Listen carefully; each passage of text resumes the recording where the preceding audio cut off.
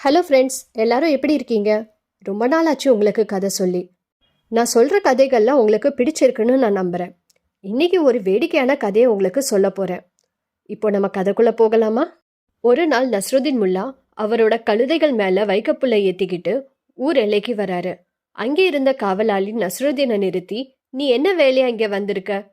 இந்த மூட்டைக்குள்ளே என்ன இருக்குன்னு கேட்டாரு. அதுக்கு நஸ்ருதீன் சொன்னாரு, நான் ஒரு நேர்மையான கடத்தல்காரன். அதுக்கு காவலாளி, ஓ அப்படியா, சரி, நான் எல்லாத்தையும் சோதிச்சு பார்ப்பேன். ஏதாவது எனக்கு கிடைச்சா நீ இந்த எல்லையை கடக்க கட்டணத்தை கட்டிட்டு போகணும்னு சொன்னாரு.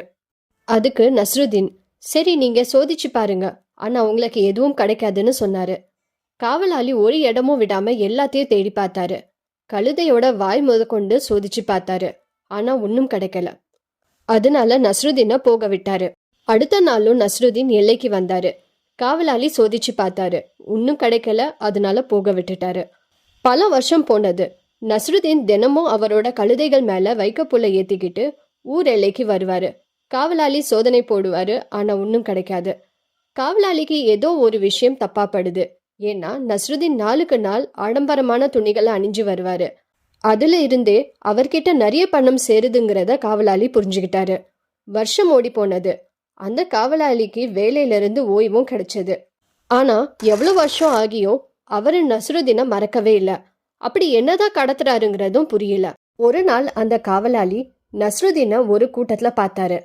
அவர்கிட்ட போய், நான் உங்ககிட்ட தனியா பேசணும்னு சொல்ல நஸ்ருதீன் கூட வந்தாரு. காவலாளி சொன்னாரு, எனக்கு உங்களை நல்லா தெரியும்.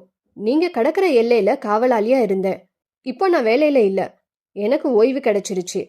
பல வருஷங்களா எனக்கு உறுத்திக்கிட்டே இருந்த விஷயம். இப்பவாவது சொல்லுங்க, அப்படி நீங்க என்னதான் கடத்துனீங்க? அதுக்கு நஸ்ருதீன் சிரிச்சுக்கிட்டே சொன்ன பதில் என்னவா இருக்கும்? உங்களுக்கு தெரிஞ்சா கமெண்ட்ல சொல்லுங்க. பதில் டிஸ்கிரிப்ஷன்ல சொல்லியிருக்கேன், போய் செக் பண்ணுங்க. உங்களுக்கு இந்த கதை பிடிச்சிருந்தா சப்ஸ்கிரைப் பண்ணுங்க. நன்றி, வணக்கம்.